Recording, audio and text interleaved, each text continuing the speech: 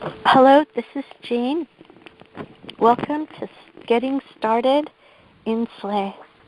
The purpose of this series of recorded discussions is to help any person who may be distressed or baffled by a pattern of sexual or relationship-related behavior that causes them pain and problems and distress, but they seem to be unable to change.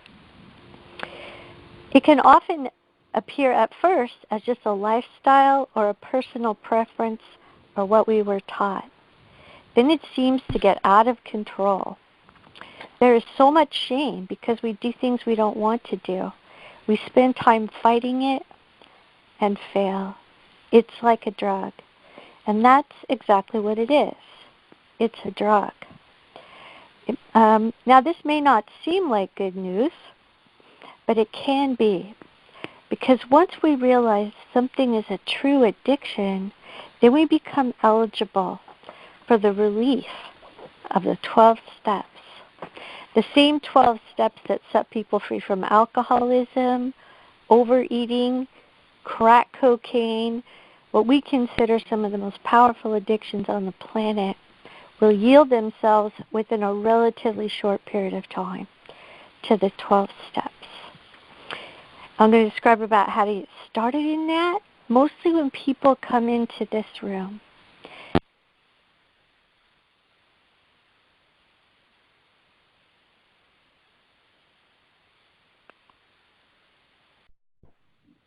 Usually when people come into this room, they're in a great deal of pain, distress, and shame. The point of this discussion is to make the relief of the 12 steps and the 12-step fellowship available as quickly and simply and easily as possible. The first thing to understand is that sex and love addiction is a trauma-based addiction versus a substance-based addiction. Usually, like with alcoholism, you're either drunk or you're not. You can live without alcohol, but you can't live without love. You can't live without connection.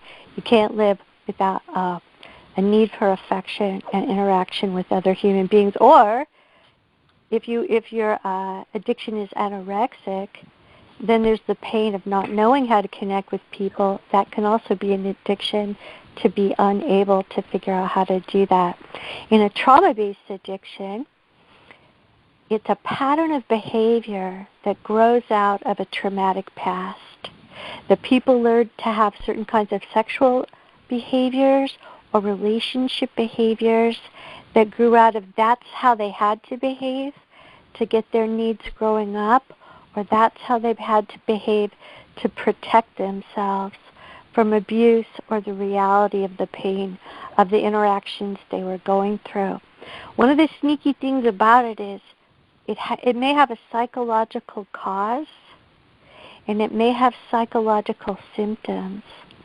But once it's turned into a true addiction, it really doesn't remediate itself to psychological interventions. That's the good news about once we realize it's an addiction, the 12 steps can start to change that really quickly. The second thing is we get people from three different ways. We get people, oftentimes, they started out in Alcoholics Anonymous. They already know how to work the steps. They may have been working the steps for years. They have a sponsorship. They're part of the fellowship. But their patterns of sexual and relationship behavior didn't change. They may have thought that it was just a defect of character that would change, that would yield itself in time, instead of realizing it was a separate addiction that needed a separate fellowship, and you needed to work the steps on that again.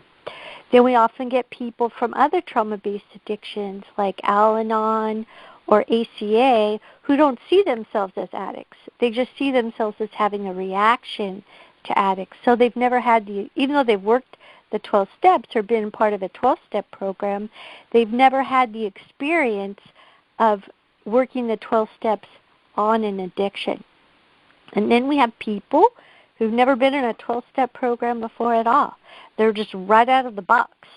and then it's very, very confusing for them because our basic text was written, the guy that wrote it, his name is Rich, he had already been through the steps in AA when he wrote that book.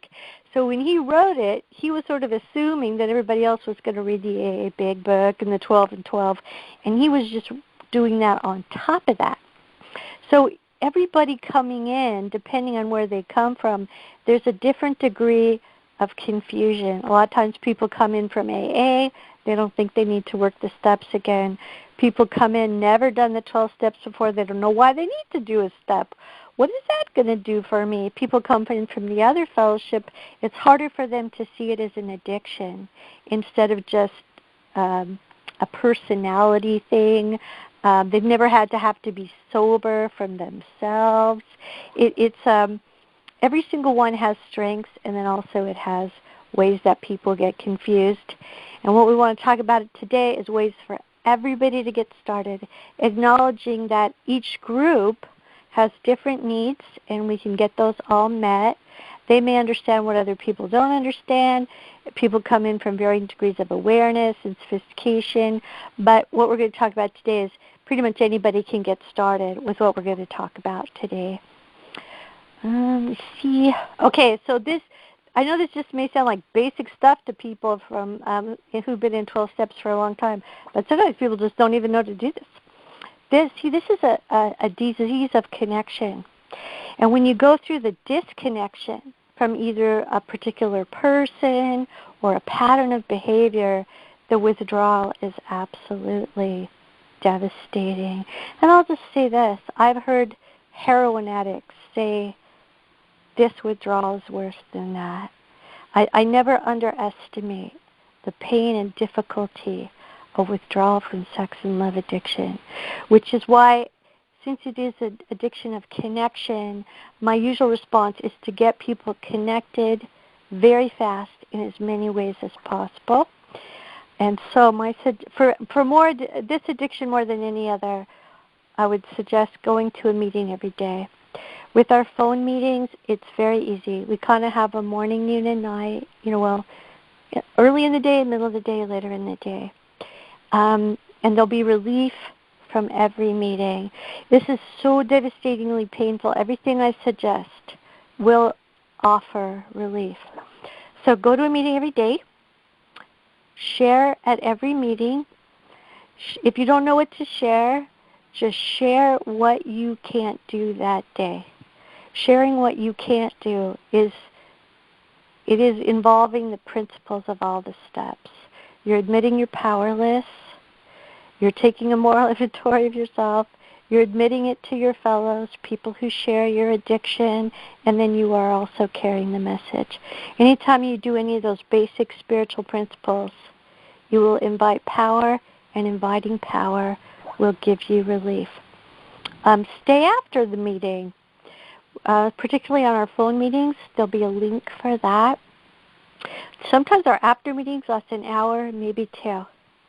And you can ask questions. You can get phone numbers from other addicts, people that you relate to in the meeting.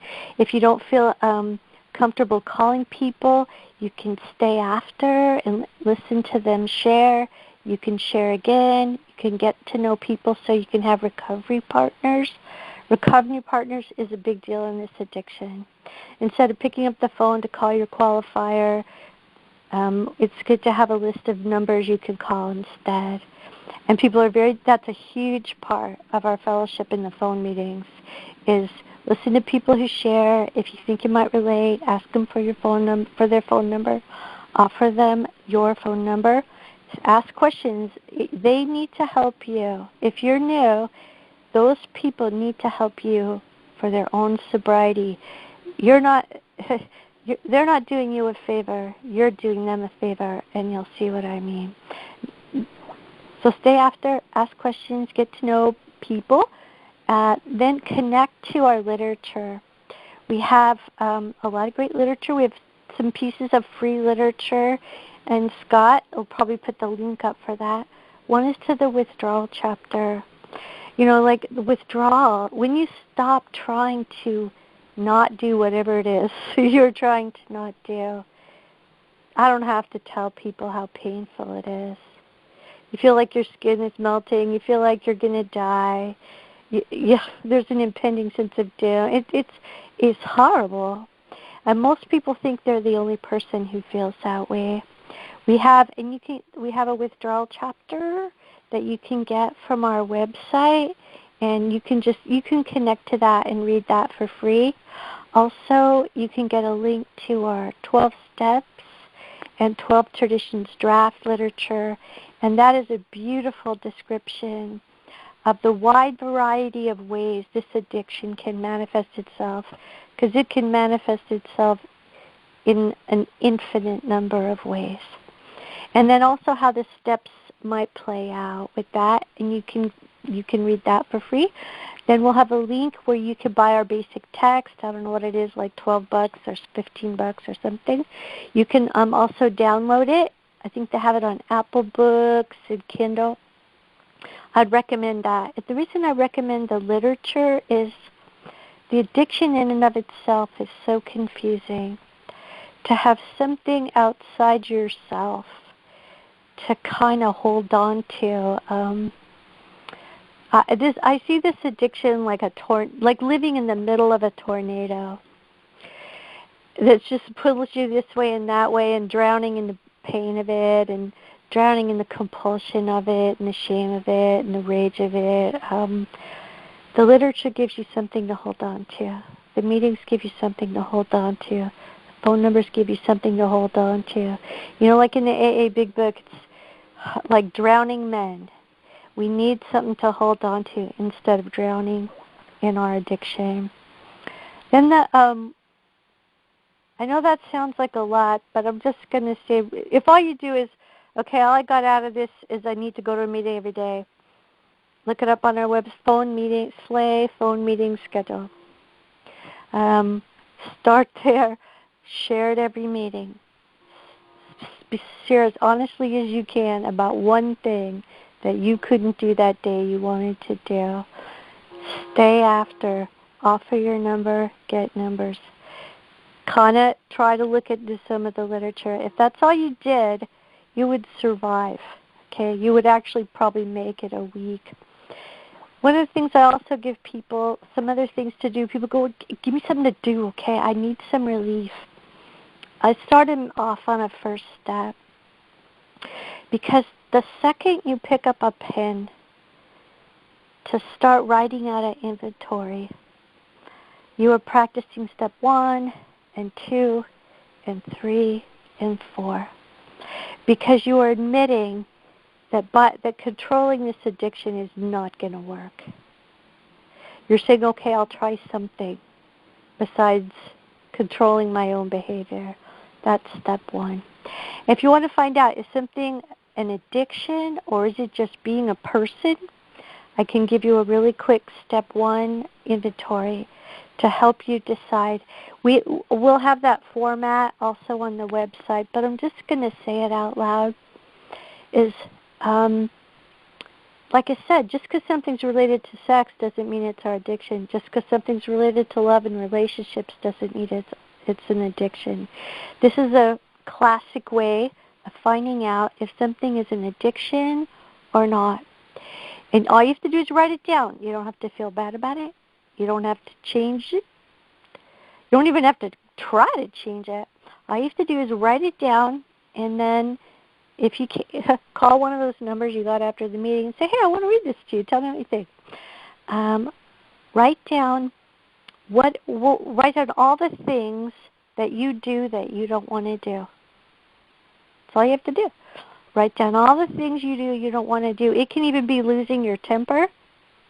It can be spending too much on clothes. What you'll see is it'll all lead back to your addiction. Don't edit. Just say, okay, what do I do that I don't want to do? I spend money on stuff I don't want to spend money on. Just write it down. Don't try to figure it out. Don't edit. The second one is write down all the things.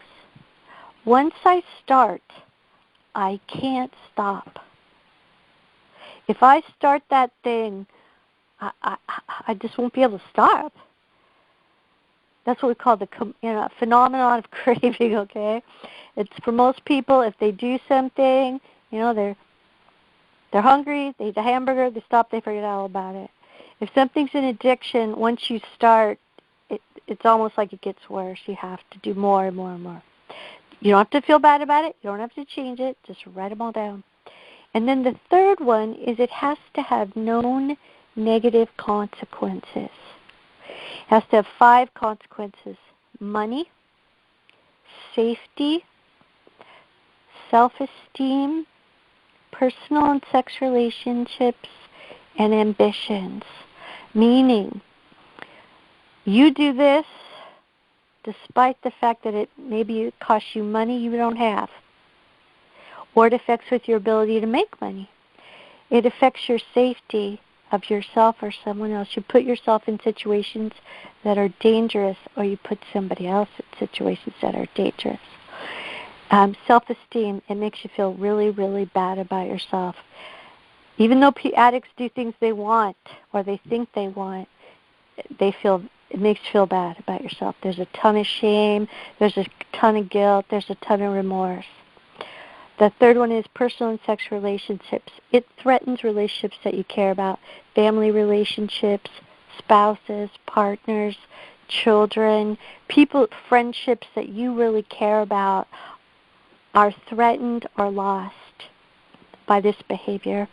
And then the last one is goals or ambitions. There's things you wanted your life to be, but you just can't seem to get there because of the results of those others' behaviors. So there's just really 3 questions. Start writing. Things I do I don't want to do. Once I start, I can't stop. And what are the negative consequences of that? And what that'll do is, instead of your addiction deciding, okay, is this part of my addiction or not, maybe I can get away with this or not, the inventory will reveal the pattern of behavior. And that'll help you move into your bottom lines, which we'll talk about next time. So that's sort of like, at least somebody could get started. Somebody could make it through the week if they just started off with that. I'm going to hand it over to you, Scott.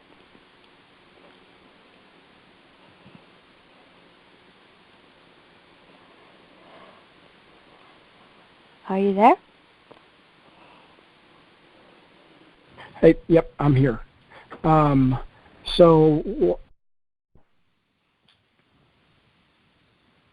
well, this would be a time. Does anybody have any questions?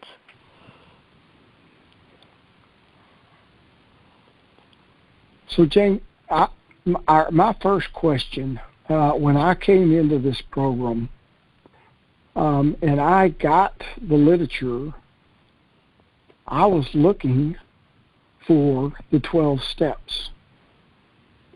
And I found a little bitty list, but I never did really find the 12 steps in our literature.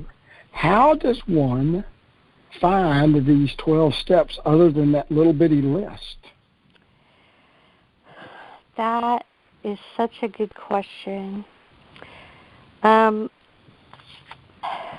I'm just going to give a quick summary that is in the AA Big Book. I think I did it before, but I'm going to do it again. Because like I said, the problem is almost all of our literature is written as if someone has already read the AA Big Book and done the steps that way. So we have 6 basic spiritual principles. And maybe, we could put a link to the AA Big Book, because you can read that free online. If somebody's brand new to this fellowship and never read the AA Big Book, it is very confusing. I'll just totally acknowledge that. And that would be a really good thing to do, because he describes, when it talks about alcoholism, just put in sex and love addiction, that powerlessness. And a lot of, like I said, people come in, they don't understand what an addiction is. And they think that they have this pattern of behavior. Well, now they can just talk about it and it'll stop, like addiction management skills or something. I'm not a fan of addiction management, because if something's a true addiction, you can't manage it, and then people fail and relapse and they get all depressed. So, and then they think SLAA doesn't work when it really, really does. So I'm gonna go for the 6 basic spiritual principles of the 12 steps. We're a 12-step program. There's no problem with that.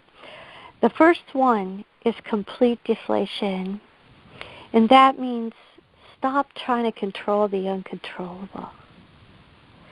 That if something is a true addiction, I am absolutely, utterly powerless over it. And I see people, they come in the door, and they go, oh, I got it now. Okay, I'll try to stop. I'm like, what? Which part of step 1 did you miss? You know, I don't say it quite like that, but you're powerless. You cannot change any of this behavior. What you can do is write an inventory, like the inventory I just gave you. I can't control that addiction, but I can inventory it. And the moment I inventory it, I will feel a power that will come in and control that for me. And that's the second step, right? Is can you believe is it dependence and guidance on a higher power? This will work whether you believe in God or not. I've seen people who don't believe in God at all. I say that, I don't care. Got a pen, got a piece of paper, willing to write some stuff down on a piece of paper. They go, yeah? Are you willing to read that to me? You know, confession, right? Admit to God myself that, sure. I go, are you willing to help other people write stuff down on pieces of paper and read that to somebody? They go, yeah. Are you willing to figure out how you hurt people and try to make up for that? They go, yeah. I go, then don't worry about the God thing. You have a spiritual awakening as a result of those actions. You don't find God. I see people waiting to find God and then take action. I kind of don't recommend that. Because the basic 6 ones are stop trying to control the uncontrollable. Stop trying to control your addiction. Dependence and reliance on God. Guidance on God. Inventory. Pick up a pen. Start writing down those fears. Start writing down the resentment. Start writing down maybe as far as you can tell the kinds of patterns you've had in relationships. Not being mean to yourself. Realizing that you were hurt.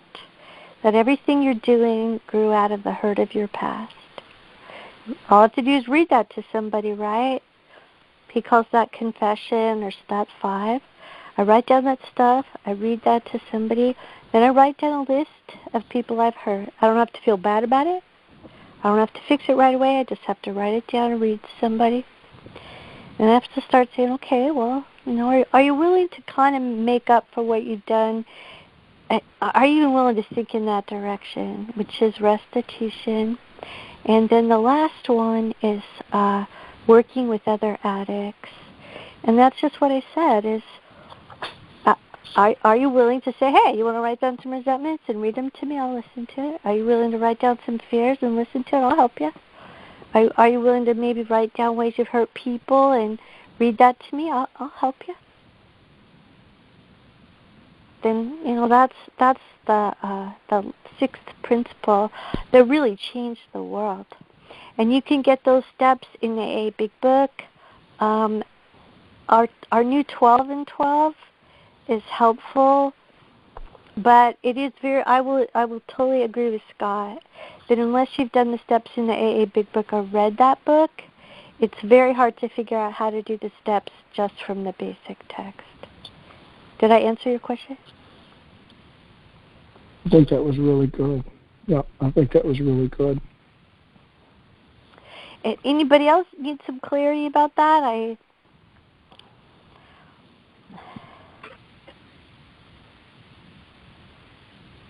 So Jane, can I add? Yeah, go ahead. Can I add something here? Yeah. I think it's really important. One of the things to help us understand whether this program is for us or not is are we really addicted? You know, are we compulsive? Are we addicted? Do we just do this a whole lot? Or can we not stop when we want to stop, or once we start, do we not have control of how much we take in? And I think that's an incredible question to ask. And this is where I think this is one of the places where I think the Big Book really does a beautiful job of expressing this. And if it's okay, I'd just like to read a section. Wow, that'd be great. And so where I'm going to be reading from page 44 on the chapter called "We Agnostics" out of the fourth edition of the AA Big Book, and it's the chapter's called "We Agnostics," and I'm kind of starting in the middle of the first chapter, and this is how we diagnose our disease. If, when you want to, you find you cannot quit entirely, or when, and I'm going to change the words here from drinking or alcoholic to our addiction, if, when acting out, you have little control over the amount you act out, you are probably a sex and love addict. And then it goes on, and I think this is where it really gets interesting. To one who feels he's an atheist or an agnostic, such an experience may seem impossible. But to continue means disaster, especially if he's a sex addict of the hopeless variety. To be doomed to a sex addict death or to live on a spiritual basis are not always easy alternatives to face. And I'm going to skip down another paragraph, and it says, and this is what really struck me, and this is when I figured out that I was really broken, and I needed a power greater than myself. If a mere code of morals or a better philosophy of life were sufficient to overcome my sex addiction, many of us would have recovered long ago. But we found such codes and philosophies did not save us, no matter how much we tried. We could wish to be moral. We could wish to be philosophically comforted. In fact, we could wish these things with all our might. But the needed power wasn't there. Our human resources, as marshaled by the will, were not sufficient. They failed utterly.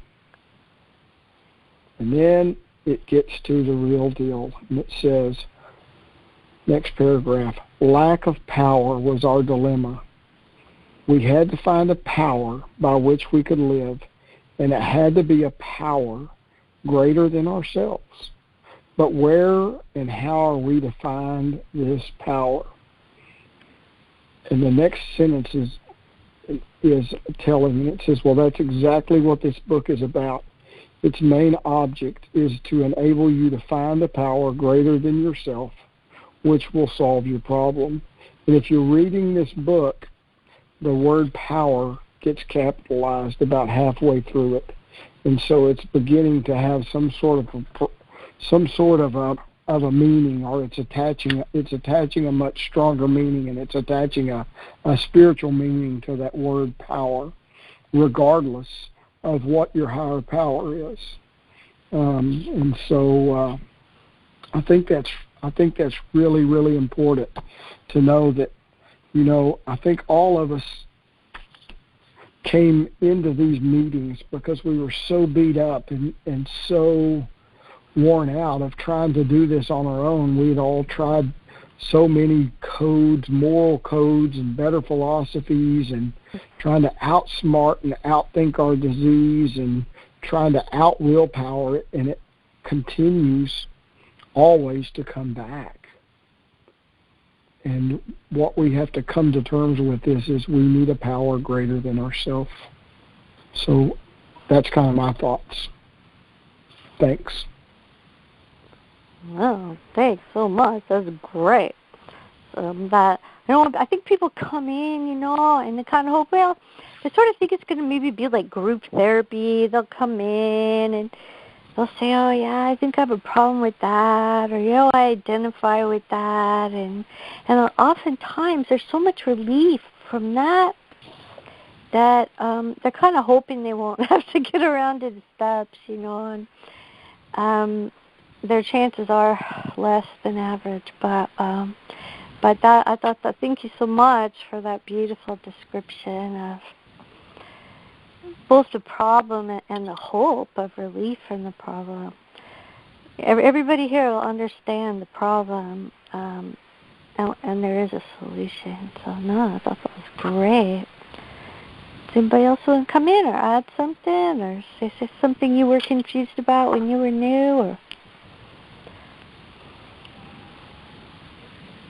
I think this is Chris, one of the first questions I had when I was early in recovery is, how do I handle the guilt? And do you still have that question, or what did you come up with?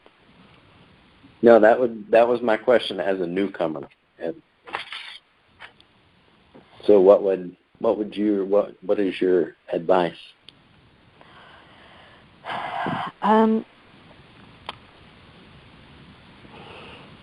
Well, usually, okay, I'm an inventory person, because almost any reaction we have, fear, shame, rage, guilt, it grows out of our spiritual sickness.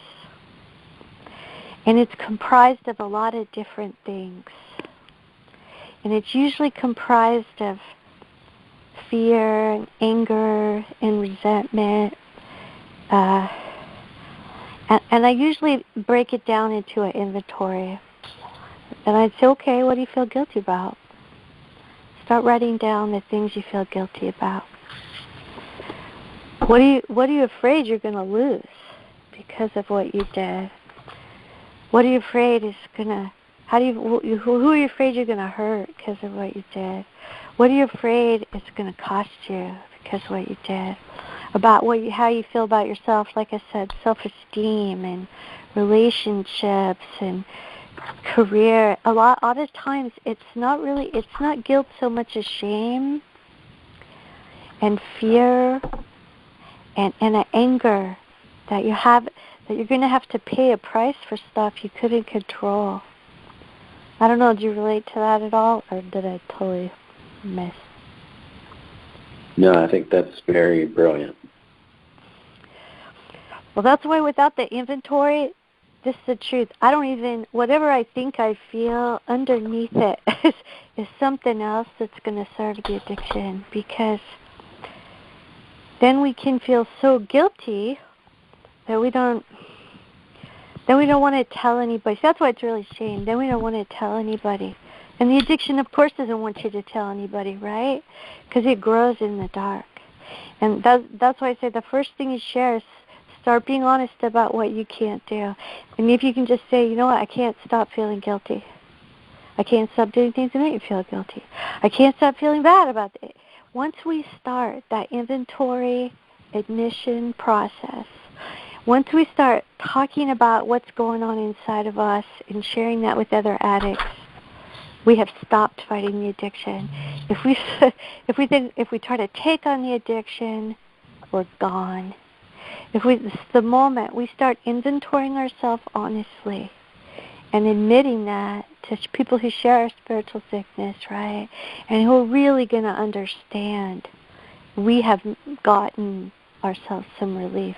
Like, you even feel a little bit relief just even from what I said.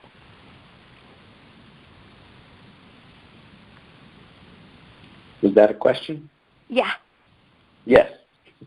And the reason we have relief, because that relief, see, to me the 12 steps are all about relief.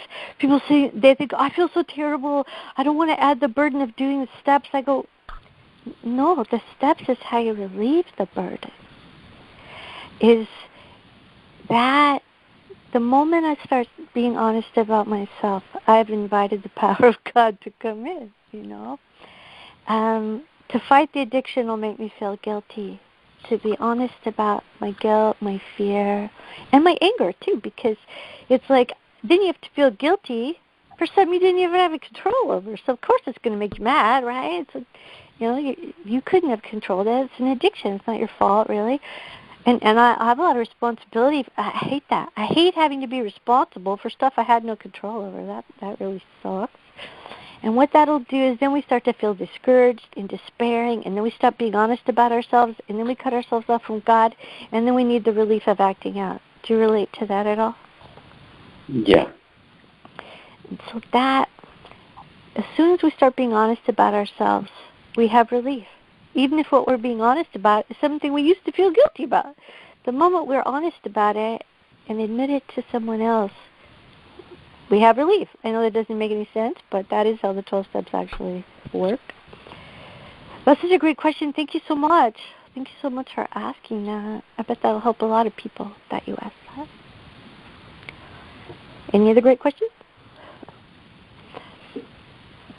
I have a thing. This is Ryan in Colorado. Ryan? I haven't heard willingness mentioned at all. And that was, I didn't think I could do this program until I understood willingness. Is that something you could speak about, Jane? Well, you know what would be really great. Do you want to speak about it? It sounds like you did get it. That'd be great. I could, yes. I would love that. And that it's just as simple as making the call or listening to this or reaching out or taking the pen out to do the inventory. All of that shows willingness. Oh, I'm so glad you brought that up. I mean, once we take action, that doesn't look like it has anything to do with our addiction. There's power, right? Like I said, willingness to take action that looks like it's not going to do anything. How is going to that meeting going to help? I don't know. It does. How is writing down my resentments going to help? I don't know, but it does. People say, I don't believe in God. I go, well, the only faith you need is to take some action that you think isn't going to do anything at all. and like I said, the actions that you just described, that was great. I think the way you described that.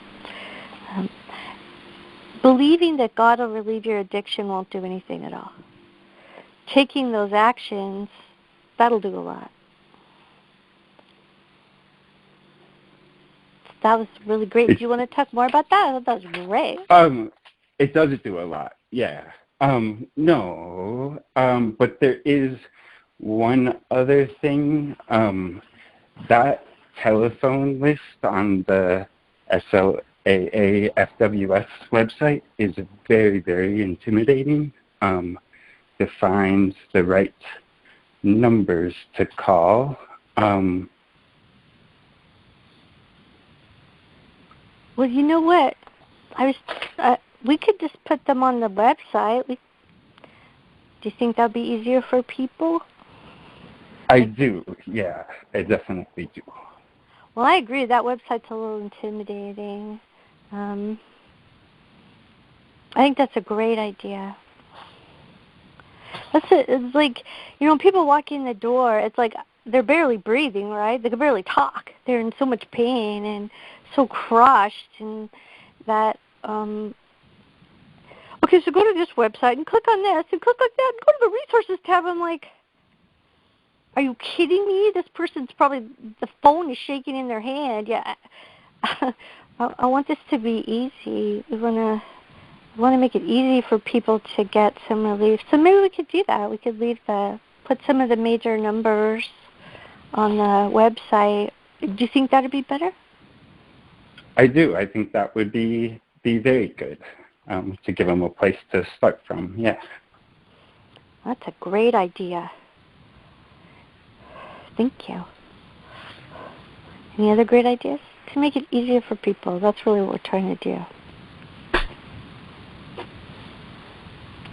The addiction's hard enough. We shouldn't make the solution complicated. Hey, Jane, Scott from Texas here, and I think I want to talk a tiny bit more about what's going on and maybe help relieve some of this shame. And I want to go back and just do a little bit of history and what our founders of the mother text of the AA found, and also we found in FWS held true as well. And, you know, when you're an addict, when you're unable to control your acting out, or when you're unable to control the amount of acting out you do once you start acting and you've classified yourself as an addict, one of the big things that we have is the delusion that we are like other people. And what our founders figured out, what Dr. Bob figured out, was that there's about 10% of the population of people that were problem drinkers that regardless of whatever they did, it just didn't work. So 90% of everybody else, they can solve their problems conventionally. But this 10%, it didn't matter what they did, they always chased this back into the gates of insanity or death. And that illusion that somehow we're going to be able to control this is what gets us addicts in trouble. And what happens is we actually have an allergy that goes off in our brain. We are sick just like a person who has cancer or just like a person who has an allergic reaction to cats. If you get near a cat, your face swells up, or you choke down and you have problems breathing, or you get itchy, or you get puffy eyes. And you can't no more will that to stop happening than we are unable to will out that compulsion. And so what we have to understand is that just like a person who has an allergy to cats, we have an allergy to our sex and love addiction. The other thing that we have to understand is that there is a solution for this. And we can get better one day at a time. Our solution can only last for a day. So we inoculate ourselves every day by working the steps and participating in the steps and participating in this fellowship and in this program. It was very amazing to me to finally understand what was really happening, and that I wasn't bad or evil. I actually have a sickness that prevented me from getting better like the normal person does. And as soon as I did things the way that our fellowship lines out, and it's really important for us to understand that we do things in a recipe. We do it exactly the same way every time because we know it works. And so your sponsor is going to tell you what worked for them. And and you're just gonna rinse and repeat that same action. And so I just think it's really important to understand that part of what's going on, you have no control over this. It happened, and now you are a sick person, and we need to be kind and loving towards ourselves, and gentle and accepting of ourselves, so that we can build an environment where we can actually heal and feel safe to heal. With that, I'll pass. Thanks. Oh, thank you so much, Scott. You're talking so much about, step one and powerlessness, and I take that so for granted, so that's why I left it out. And you know what? I thought of something else too about guilt. Thinking about what you're saying, and a lot of times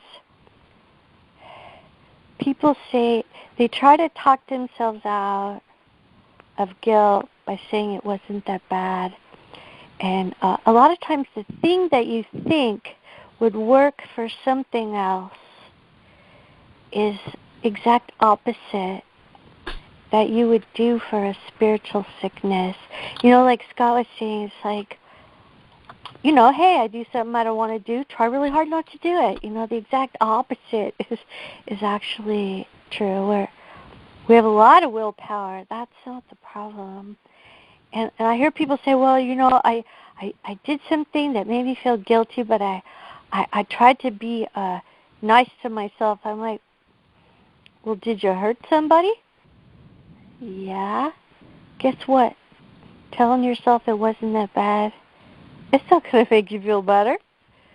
Because you did something to hurt somebody. Saying, you know what, I did something to hurt somebody. I'm willing to make up for that. Now you don't feel guilty, because admitting what we did sets us free from guilt. It sets us free from shame. Trying to convince ourselves we didn't do anything bad, or we didn't do anything painful, or we didn't do anything we didn't want to do, that's just a lie. And lies are the enemy of recovery. They're the enemy of sobriety. It's better to be honest about the worst thing we ever did than pretend about anything. That's what it says. There's only one requirement. There's only one thing that'll stop a person from getting sober. I don't care how far down the scale their addiction brought them. And that's the capacity to be honest, and to say, I did something wrong. I lost my temper. I hurt someone. I was unloving. I hurt somebody's feelings. I didn't want to do that. I want to make up for that. The moment I start doing that, my guilt starts to evaporate. Pretending I didn't do something, that'll make it worse. Admitting I did do something, that'll make it better. I think that was clear at that time. And then that moves in with the, they call them the paradoxes of recovery.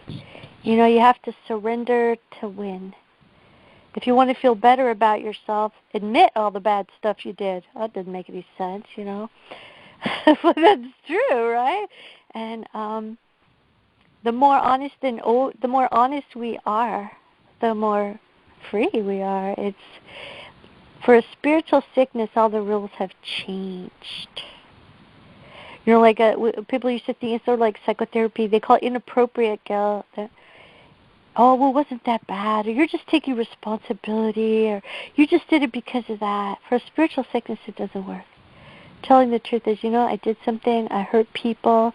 I did it because of where I came from. We have this beautiful 8-step prayer. It says, it's in our basic text. It says, God, I'm not responsible for the circumstances that created me, but I am now willing to be responsible, to make up to each and every person I've harmed the best I can. See, doesn't that feel better, Because it's a trauma-based addiction. It's not our fault we're like that, but now we're here. Now it's our responsibility to work the steps on it. And that's more relaxing. Fighting the addiction, I'll always fail. Picking up a pen and being honest about myself, the steps are 100% doable. Keeping myself sober, 100% failure rate. Trying to do a step, 100% doable. Like Ryan is saying, the willingness to take those actions, those are completely doable. Is that helpful, or did I go in the wrong direction? I think that's perfect. I think there's one other thing that we need to remind everybody, which is in our program we seek progress not perfection. And it is, progress looks all kinds of different ways. And one of the things that we've always used is we've tried to do things perfectly. One, so that it would make ourselves feel better about all the crazy that we have going on. And two, so that we could use it as kind of a battering ram to some people and justify things as well. But really, at the end of the day, we're broken, and we need people to accept us as broken. And so, for people to accept us as broken, we have to accept them as broken as well. One of the big principles is that, and this is in tradition one, and this is how nearly all of the AA literature starts out, and it is, we of Sex Addicts Anonymous, or we of Alcoholics Anonymous, are more than 100 men and women who have recovered from a seemingly hopeless state of mind and body, to show other addicts precisely how we have recovered is the main purpose of this book. And so this program is a program of we. I think everybody at this point has found themselves very isolated, and it's easy to want to do this by yourself. It's not going to work very well for you. It's really important for you to start being a we and not being an I. So with that, I'll pass. Well, thank you so much, Scott. I did just want to ask, thank you so much, Chris, for your question. Thank you so much, Ryan, for talking about willingness. Did you guys want to expand on that, or have anything else you'd like to add for the newcomer who's walked in the door?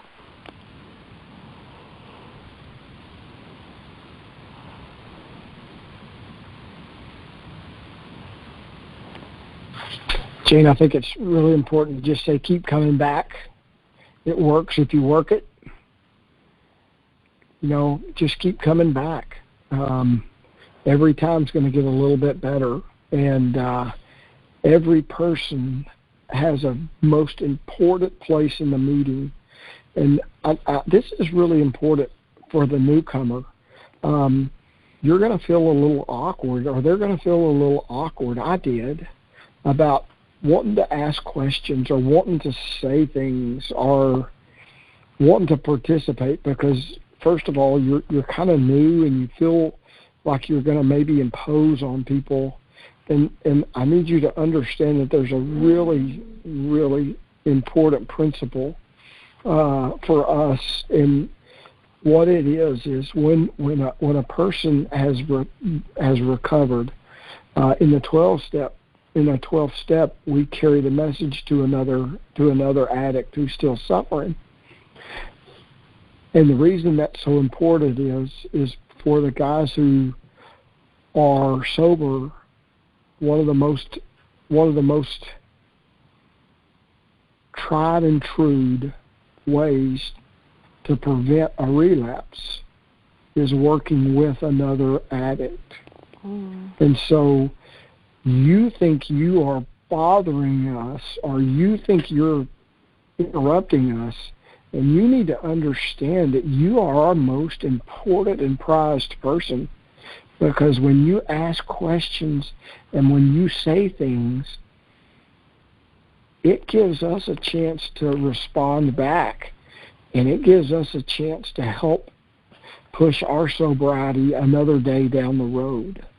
And so always be really understand that you are the most important person in the meeting, and that what you say is very, very important. And don't ever let yourself feel intimidated by coming into these meetings and saying something, because it's really important for everybody for you to say that, both for you and for the old timers. and the medium timers. All right. No, thank you so much. And you know what I think I'm going to do is I think I totally agree with you, Ryan. So maybe I'll just give out the number for the 4 p.m. Eastern meetings and invite people to come. That number, correct me if I'm wrong, Scott, I think it's 605-472-5770, pin code 410461#. And if you're looking for a home group, the reason I recommend that meeting is there's a really good after meeting in that meeting. And in that meeting, you can count on that. You can count on recovery. There's step meetings, there's literature meetings, and you can count on people who want to help you after the meeting. So if you just want to get started, thank you so much, Ryan, for that reminder. That there's a starting place. Start there. And if the website is too confusing, you can just call in on that number. And with the after meeting at those meetings can last easily an hour, sometimes two. So there'll be plenty of time to get to know people and listen. And if you can't bring yourself to ask a question, maybe somebody else will ask it for you. Thanks, Ryan, for the suggestion of making it easier for people to have a starting place where people will be nice to you, and your concerns will be addressed in a kind, loving, solution-oriented way. That number again is 605-472-5770, pin code 410461#. I hope that you join us. Thank you, everyone, for participating. Thank you so much, Ryan and Chris and Scott. And we're going to hopefully put together some more discussion groups to answer the most frequently asked questions to help people access the relief of a 12 steps in our fellowship from this incredibly painful and complicated addiction. With that, I'll pass.